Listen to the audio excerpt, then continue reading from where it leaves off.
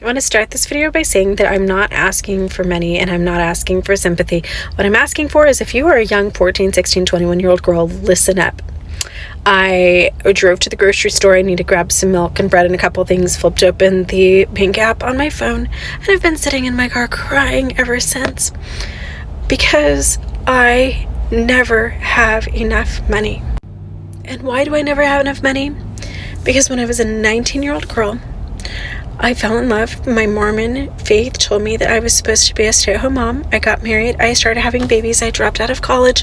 I never had a career. My only jobs that I ever had in life were a waitress at the Olive Garden and managing a pretzel maker in a mall. Oh, my first couple years of marriage, I decided that I wanted to be an entrepreneur, so I bought a windshield business. I was 20. And my Mormon stake president reminded me that women weren't supposed to work, so I quit my own business, handed it over to my husband, took my name off of it. I would work our family business throughout the next 24 years of my marriage, but I never got paid. I didn't have a salary. My name wasn't on it. I literally worked for room and board. That's it. I would eventually also launch a custom home building company with my uncle as the architect and my friends as the builder, my designs, my realtor. But again, because my husband was the man, his name was on all of the projects, his name was on the business. I remember one of the last custom homes that I built, we sold it and made about a $260,000 profit. That money all went into his bank account. I didn't even have a bank account. I should have said that in the beginning. I never had a bank account. He would give me little envelopes of cash to go grocery shopping with. Anyway, that house sells, the money goes in the bank. I just asked if I could buy myself a piano with the money. I had worked on building that house for 2 years. All of the money went into his bank account. Nothing was under my name. I got a piano and I got a free house to live in. And I got groceries. So I found myself divorced at age 44 just 5 years ago, and within just a few months I was living in my car while he made about $250,000. He would eventually quit that job so that he wouldn't have to pay alimony and child support. He has only paid alimony one time ever in the 5 years since we've been divorced. Once ever. Right after my divorce, I remember being really confident about my ability to get a job, so I put together a resume. I remember one of the first interviews that I had as a management position for a windshield company, similar to the one that we had run. And the man actually laughing as he was interviewing me, like he was really sympathetic. He wasn't being a douchebag, but he was laughing. And he's like, so let me get this straight. You helped manage your family windshield business with your husband, but you were mostly a stay-at-home mom, and all you did was like the marketing and the hiring, firing, and some of the strategy for the business. But it became really apparent that I needed so many more skills to have any type of management job. I couldn't even work the basic computers. He told me in the interview, please don't apply for any more jobs like this. You are not qualified at all. You're not capable of doing this unless you go back to school and get your degree or get some different experience. And so I ended up, my first job after my divorce was $11 an hour, 4 hours a day, working as an assistant to a school teacher in an elementary school.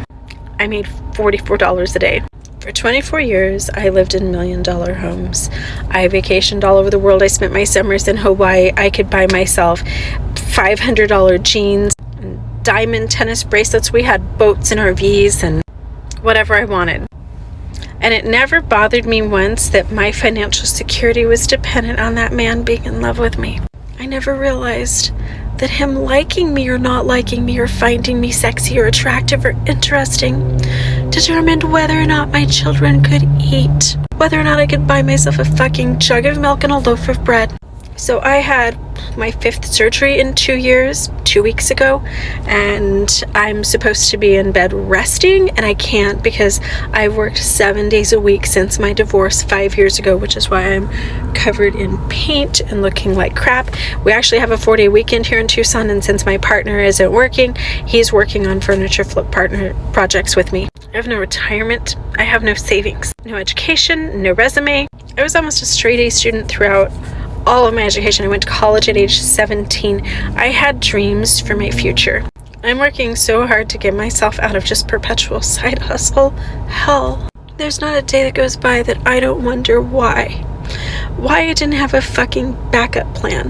Why my kids eating and having stability was dependent on a romantic relationship. Why nobody told me to put money in the bank? Why nobody told me don't have babies until you have an education and some experience? Don't have so many kids. I wish somebody had told me to put my name on our vehicle loans and to put my name on our houses. I wish somebody had told me that it's okay to put those babies in daycare for a couple days a week and go to college and have a job. And I think I need to do an entire trad wife sequel, because you can be happy and rich and loving your life like Ballerina Farm until the guy walks out.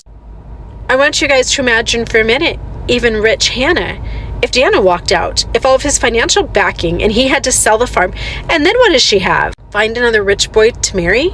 I just don't want one more woman to DM me, comment, send me their stories, cry to me about how hard it is for them to support their families, and I am so tired of living my own story.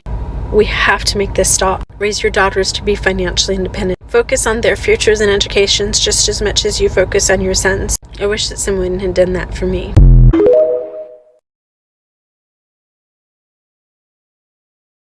Hey friends, welcome back to the channel. Thank you so much for clicking and kindly subscribe. So you guys, today we're talking about this traditional wife who's crying because she's lost, or okay, she just got divorced with her husband and she has nothing, like nothing, okay? So I also want to add on for those who want to be traditional wives.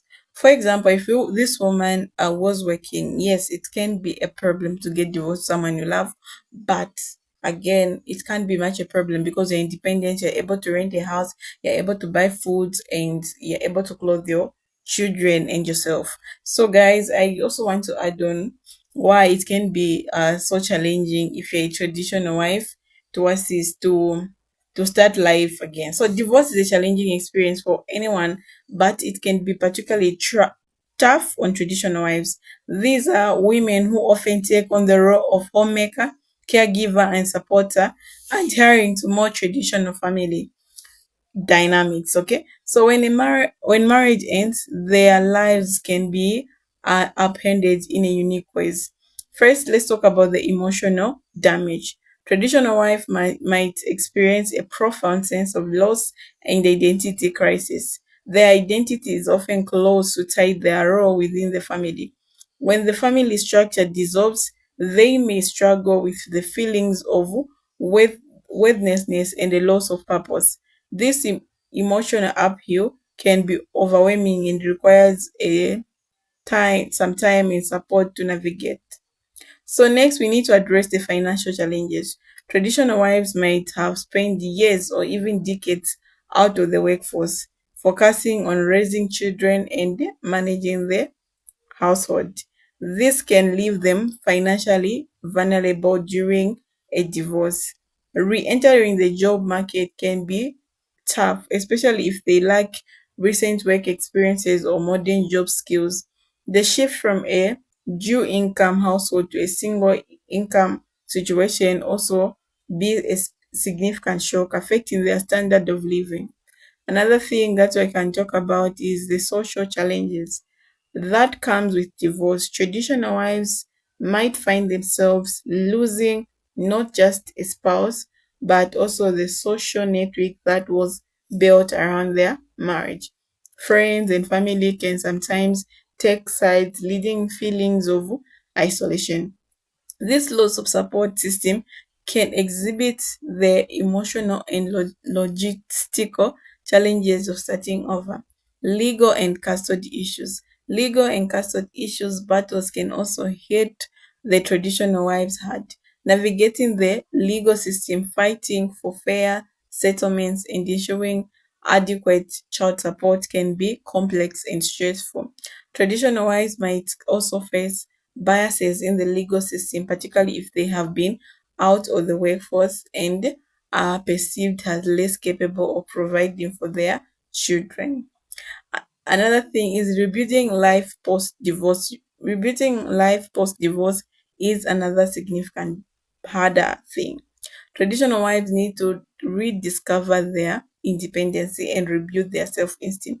This might involve going back to school, developing new skills, and finding new employment. It's a long and often difficult journey, but many women find strength and resiliency they never knew they had. Another thing is support system and resources. There are resources available to help, though community support groups, counseling services, and legal aid organizations can provide crucial assistance. Empowerment programs aimed at helping women re-enter the workforce and gain financial independence are invaluable. So what I can say is divorce can deeply affect traditional wives in a unique way. The emotional, financial, social, and legal challenges they face there significant, but with the right support and resources, it's possible to rebuild and thrive. So you guys, that's one thing I know. So I think being a traditional wife is a disadvantage. So being a traditional wife, like I say, that is a disadvantage, guys, because you are not working, you're just home, you're preparing you're preparing the house, you have to clean, sweep, cook, and you have to take the children to school. You have to do all like the housework. You don't have to work and you just get paid small amount of money for that. Okay, and your husband goes for work. So anything they're buying, it is in his name. Okay, it is in his name because the money is coming from his account. So like you're limited for yourself too. You can't even sometimes women even face like they want to buy something. For example, this lady said you wanted to buy a keyboard or a guitar for herself, but she couldn't buy or a piano.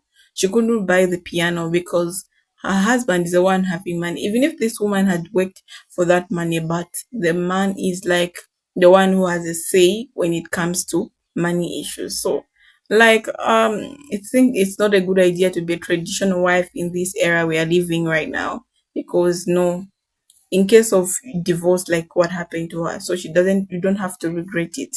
So guys, bye. I don't know what you think about this video.